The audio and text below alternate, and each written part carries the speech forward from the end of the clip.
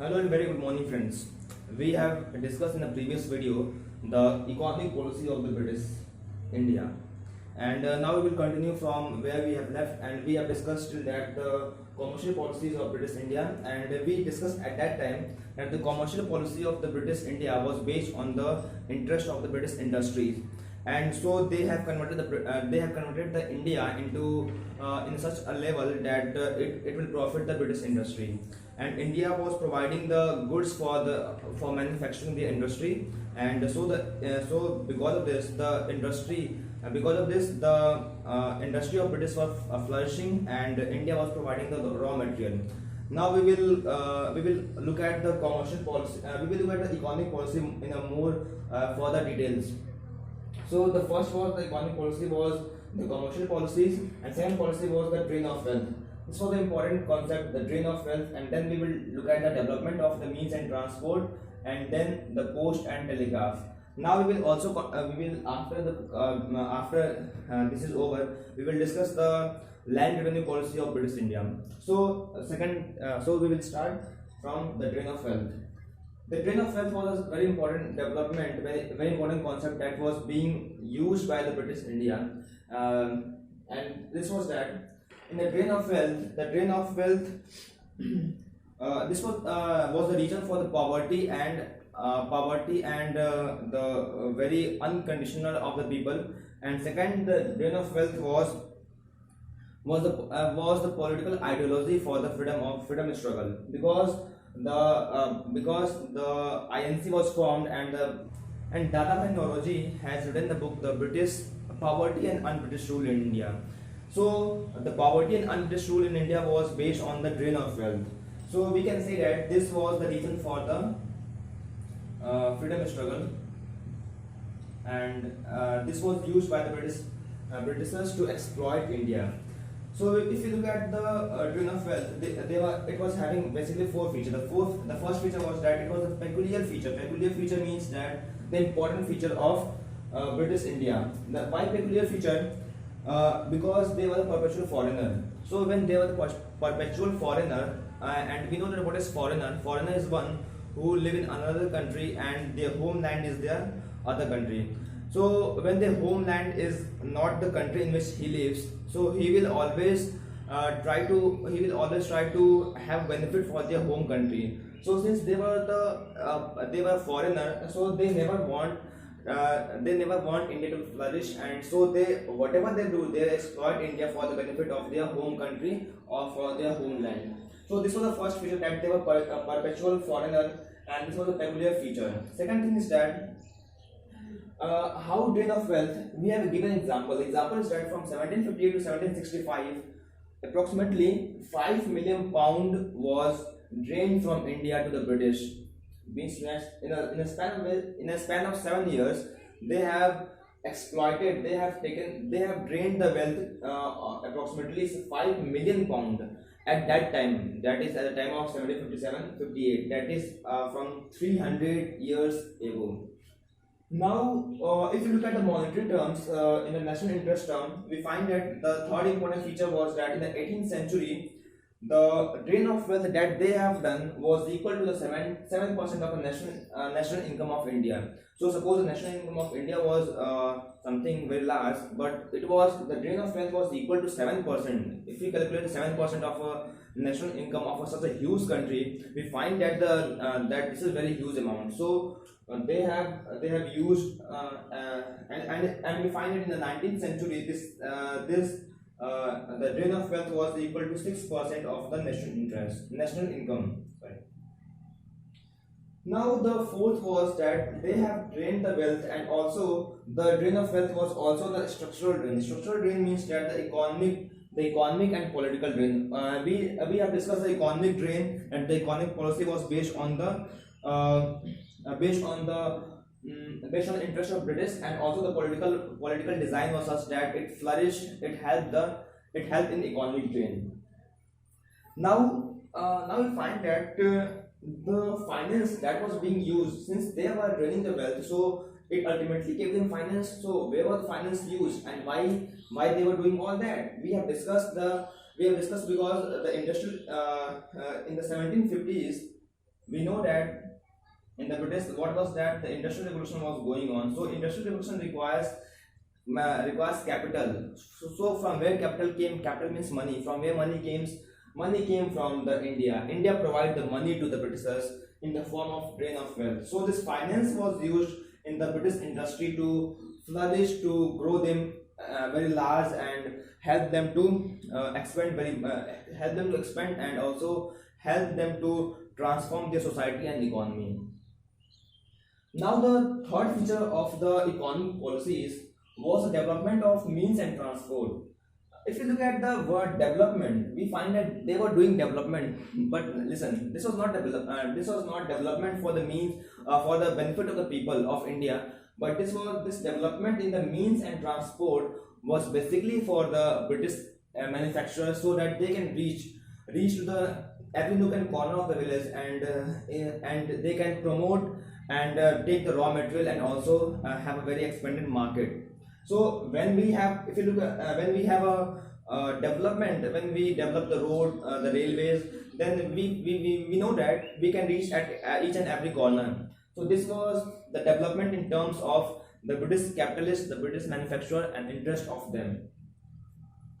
So we find that in the second half of the 19th century, the means and transport, that is the road, railways, etc. Railways was ultimately not there at that time. So in the second half, till the second half of 19th century, the means and transport was backward. And the example is that at that time we Indians were using the bullock cart and pack horses. So we find that the time at which the industrial revolution was at the peak, still we were using the bullock cart and the pack horses. So we can say that we were very much backward in that field. So they have developed, but they have developed for their own benefit. Now, the one simple question is that why they have developed. So the answer to this is that the development of the means and transport was the exigencies. Exigencies means that it was necessary for them to develop. Why necessary? Because they have to flourish their trade and commerce. And second thing is that they have to move the military. The government of India has to move their military equipment and military soldiers. So if we have a very smooth road and transport means of communication, then the military troop can easily be sent at any part of the country. So military equipment or military can be easily sent. So this was the exigency. Exigency means, as we have discussed, exigency means that necessary. It was very much necessary for them to develop the means and transport. So this exigency can be looked at into four parts. The means and transport was in the development was in the field of steamboat, in the form of railways. Railway was a very important development, very important. Second thing, the GT road was revitalized from Delhi to Agra. From Delhi to Agra, they revitalized the GT road. And second thing is that the major cities got immersed in the form of major port were also developed at that time. So why railways? As we said that the railway played a very important role. This railway also played an important role for the national unification. And the first important step that was taken by the Britishers for improvement of railway was back in the 1831. In 1831, they have decided that they will introduce railway in India, but the idea was that the rail engine would be the rail cargo would be pulled by the horses. But this idea was being dropped, and in 1834 they decided that no, we will pull the cargo not by the horses but by the steam engines. So the idea of developing a railway was established, or the idea was way back developed in 1834 itself.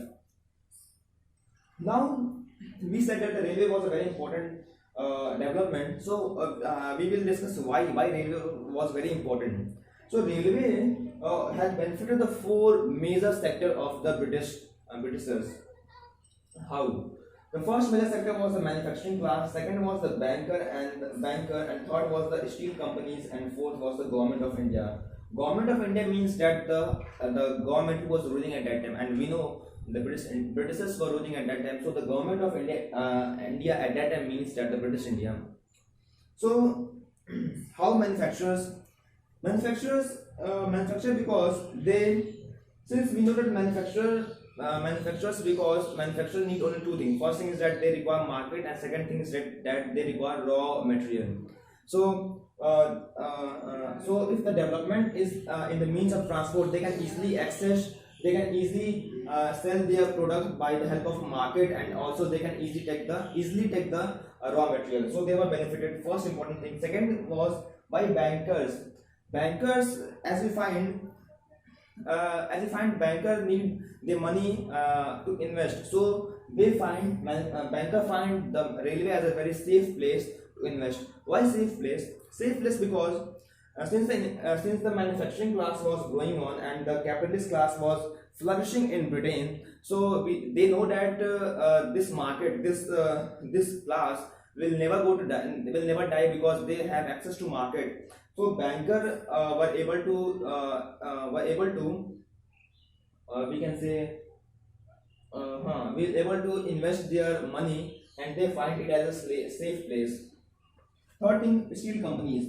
Steel company was benefited because of railway, because railway requires the engine, the cargo movement, and the road and the wagon wheels. So the steel company requires iron. So this iron was used for manufacturing of the railway. So they were also benefited. Fourth thing is that the most important, the government of India. The government of India required railway because they have to use this railway for easily access the remote area for their military troops. That is, they can now easily send their troops to the local area or the place where they needed. So now we have discussed the development that was in the means and transport. Fourth development was the post and telegraph. The post and telegraph was the also important development because this post and telegraph was used if any suppose if we do not have a post and telegraph, then suppose any area A1 and area B1 is there. So if this area A1 has some military movement in terms of rebellion, then they can easily sell with the help of the post and telegraph. The Britishers can easily tell their officers that, look, this area has been this area has suffered from the rebellion. So now you get prepared because this what we can say, this rebellion can also transfer to your area. So this post and telegraph help in the means of communication. Now in 1843 the first telegraph line was established, and the person who had established the first postal stamp was the Dalhousie. So we have discussed the economic policies. Now we will discuss the land revenue policies as we have promised. So we have discussed the economic policies. Now we will discuss the land revenue policies. Lastly, there are three land revenue policies. The first policies was permanent settlement, second was Rayatwari, third was Mahalwadi settlement. These three land revenue policies was initiated by the British government, and these land revenue policies applies to the Indian tenants and Indian farmers. So the first permanent settlement was established in 1793. So why revenue and who gave the permission to the British India to have the revenue? The revenue, as we know, revenue is the soul of the empire. Without revenue, the empire cannot be there. And who gave the permission for the British India to collect the revenue? We know that by the victory of 1765, the Britishers got the right to collect the revenue from in the Bengal, Bihar, and Odisha. So basically, the first question is that since the permanent settlement was established in Bengal, Bihar, and Odisha, but why not in the whole India? Because the whole India was not in the control of the Britishers at that time. So wherever they have control, they can establish that land revenue policy is there. So by 1765, they have controlled the revenue of the Bengal, Bihar, and Odisha. So they applied this permanent settlement to that area. So before permanent settlement, what were there? See, before permanent settlement, the revenue was taken from an officer who was a deputy diwan. This policy, this policy, that is the revenue collection from deputy diwan, was carrying forward from the Mughal time and from the ancient time. But the Warren Hastings, when he became the governor of the Bengal, he sacked the deputy diwan, and in place of him he established he is given a charge to collect revenue, and he has set up a board of control. So when he has taken the deputy diwan post, then he has to create a post, and he has created a post, and that was the board of control. So, and also this board was controlled at the level of the state, but who will collect the revenue in the place of deputy diwan? So in the place of deputy diwan, he has said that the revenue collector and the small landlord will be able to collect the revenue, and the small landlord will able to collect the revenue from the farmers. And he has established the Warren Hastings auctioned the land to the highest bidder, and he said that the one who will have the highest bid for particular land for collecting the revenue, he will be given a charge of land revenue collection. But we find that the land revenue collection was not as he has thought, because agriculture was a very risky business, and we don't know whenever the monsoon will be there, and when monsoon will fade. So this land revenue was not according to him, and so the company was facing, since the land revenue was not according to him, so the company started facing the financial crisis.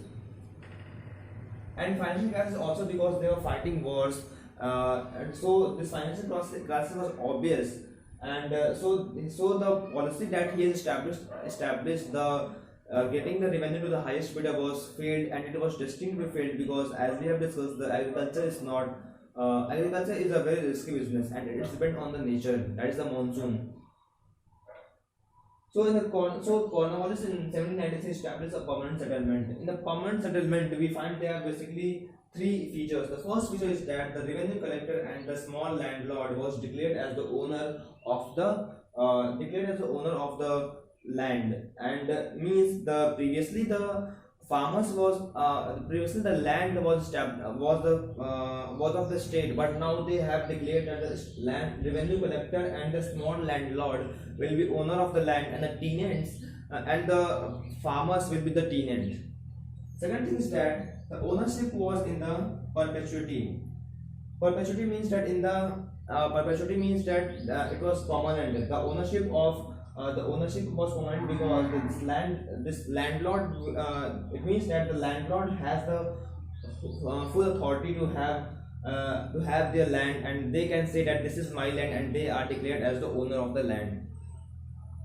And also the land revenue was fixed, but it was scalable and transferable. Scalable and transferable because when it will be transferable, and then one can sell his land, and they can pay the rent to the Britishers, and we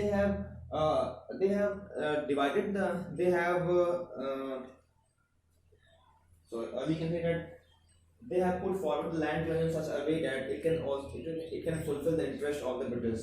So the land revenue was transferable. Third thing is that the revenue that they have to give was equal to 10th part of 10 by 11th of the land revenue was given to the state, and the rest was taken to the zamindars. So this was the whole policy of the permanent settlement. And in 1794, the sunset law was found, in which if a zamindar was not able to pay the revenue at that before the sunset at a particular date, then his land then his land collection would be taken away. Now the second thing, the Rayat Wali settlement. Rayat Wali settlement occurred in 1820 in the South India and the Western India, particularly in the Central India, in the part of Maharashtra and Bombay and Mysore. So this Rayat Wali was placed at that part only. And why Rayat Wali not permanent settlement? Because they have given the four basic features that why they have not established the same permanent settlement to that area. The first reason was no big zamindar was there at that time. So no big zamindar, it means that they found that in the part of Bombay and Mysore, they found that there are large number of small farmers. So they do not want to create a zamindar. If they would do that, then it will harm the interest of the peasants. So they do not want to create a big zamindar, create a new zamindar. So they have, and we find that in the permanent settlement, a zamindar was there, but in this there is no zamindar, and we have discussed the reason. Second thing they have given the reason that the company was loser in the permanent settlement. Company was loser because whenever, since in the permanent settlement, if they have placed the same permanent settlement in this area of South India and West India, then what happened in permanent settlement? Suppose the revenue was fixed. Since the revenue was fixed, and the company asks this much of revenue to them. But if suppose a case happened when when there is a very good monsoon, then the revenue was obvious to be increased. So in that case, the company was a loser because they have taken a fixed revenue, that is 10 by 11 of the particular revenue. And the third thing is that the peasants was oppressed. The peasants was oppressed because absentee landlordism was there. What do you mean by absentee landlordism?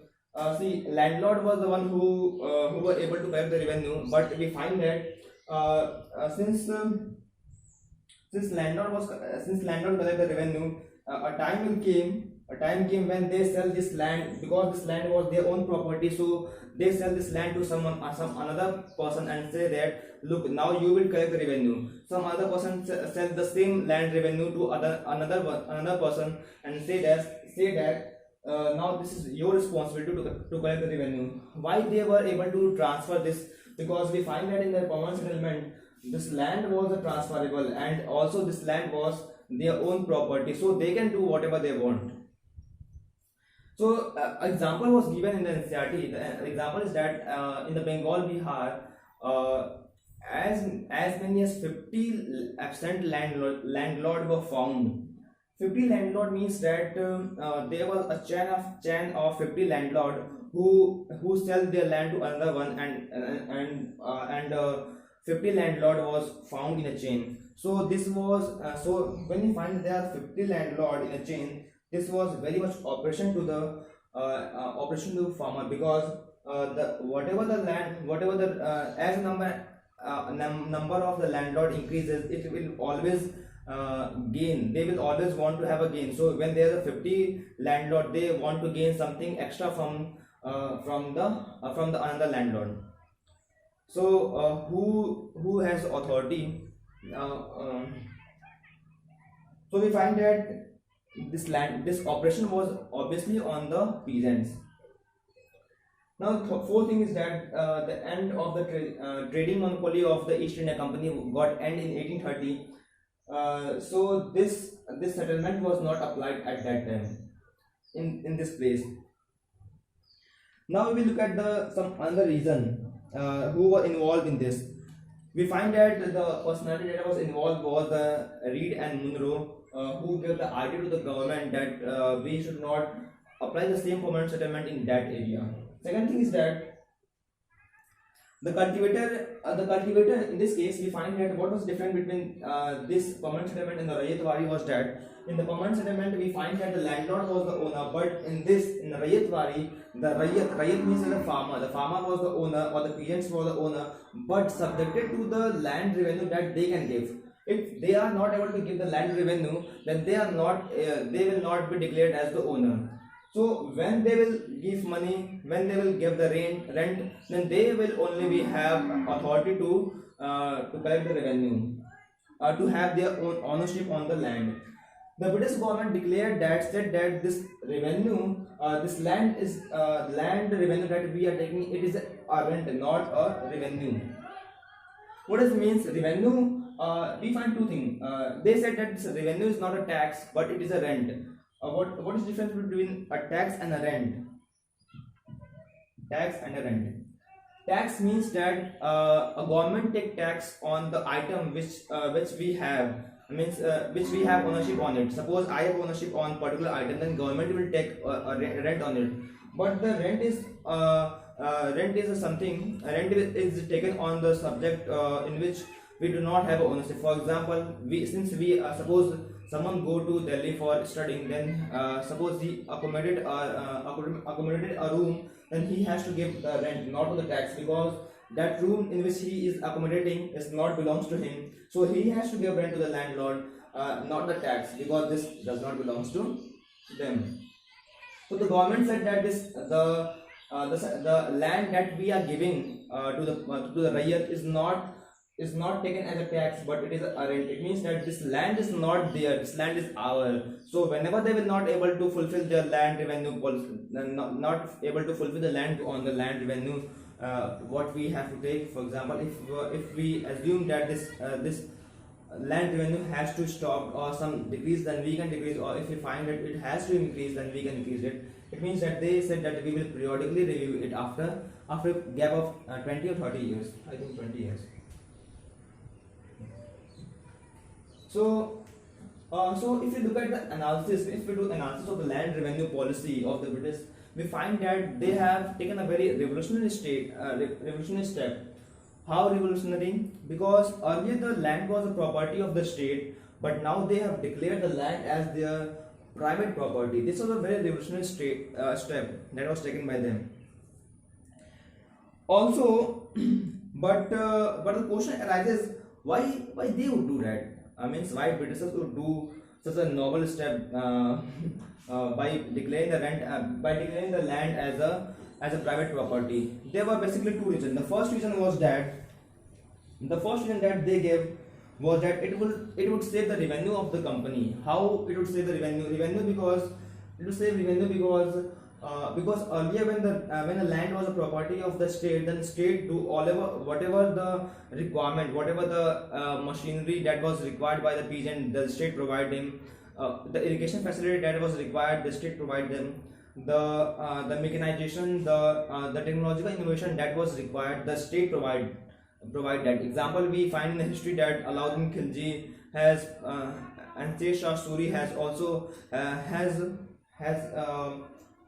has declared a property, has done an innovation in the agriculture field. So if they would declare the land as their own property, the property of the state, then they have to invest some revenue in the agriculture, because they would do something to modernize it. So because of this, they have not declared they have declared the land as the private property. And second reason they gave that when the land would be a private property, example, if land is mine, then I will have a interest to have a good cultivation on the land, because this land is mine. Suppose this land is mine, so I will do whatever I want, and this will help in feeling that this land is mine, and I will do improvement in that. So this was the two reasons why they have declared the land as a private property.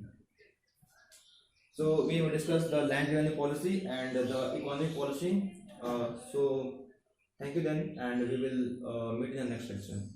Thank you.